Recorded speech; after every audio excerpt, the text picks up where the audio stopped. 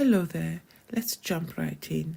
The opinion polls for January show that approval ratings for both the presidency and the government are holding up, as well as support for the government chosen path, with 60% of respondents replying that the country is heading in the right direction. But there is a bit of a problem or fracture with this image of widespread support. This graph charting the reply to which politician do you trust indicates a much more skeptical view of the political class than suggested by the monthly opinion polls. Here I selected politicians that you may have heard of. For example, Mr. Putin is trusted by just over 40% of respondents, and yet Mr. Putin's President of Russia approval ratings are over 80%. The results for Lavrov and Shoigu are quite poor. Mevedev, once Prime Minister, once President, and currently Chairman of the dominant party in Russia, Russia United, scores even lower. If I was asked which politician I trusted,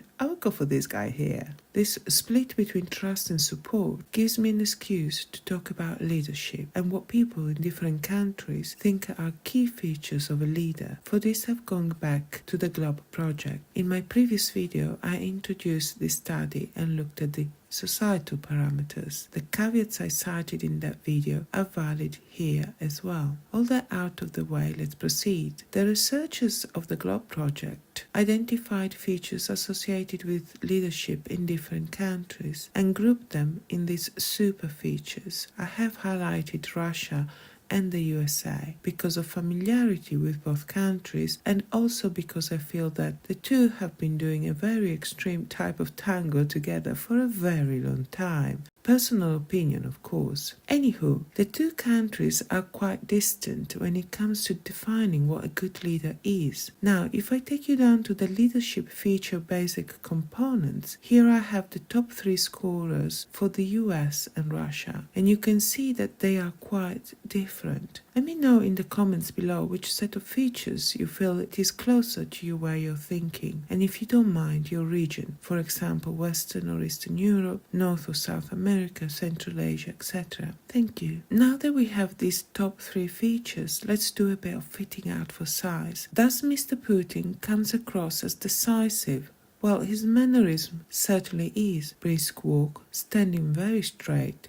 Does he give the impression of being administratively competent? The shots of him talking to his ministers do give the impression of a senior partner assessing an office junior's report. The troublesome one is vision. Mr. Putin definitely gives the impression of having a vision for Russia, a strong, proud, united Russia, a beacon of light in a dark world that has lost its way. Or at least that's what I get out of the rhetoric. You might get something else.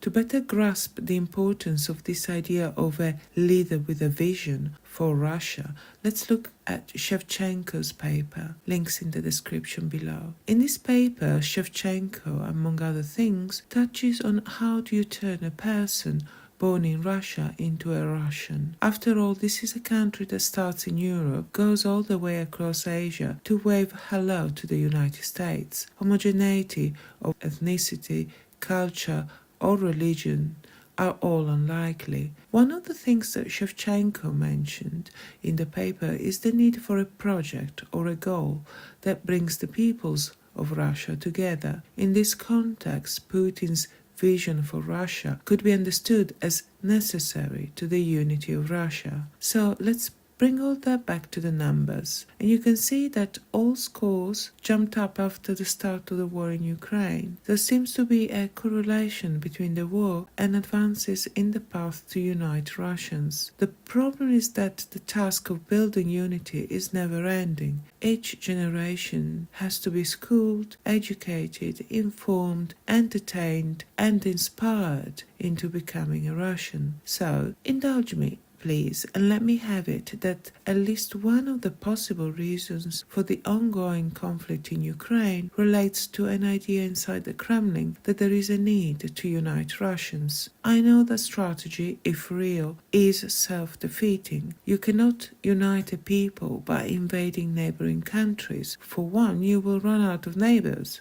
eventually. On a more serious note, if the war in Ukraine is somewhat linked to a Russian internal existential issue, this may delay the end of the war. More darkly, even after this war is over and if Ukraine emerges as a sovereign independent state, it will weigh heavily on the politicians' minds in Kiev that they might have little time to get ready for another round.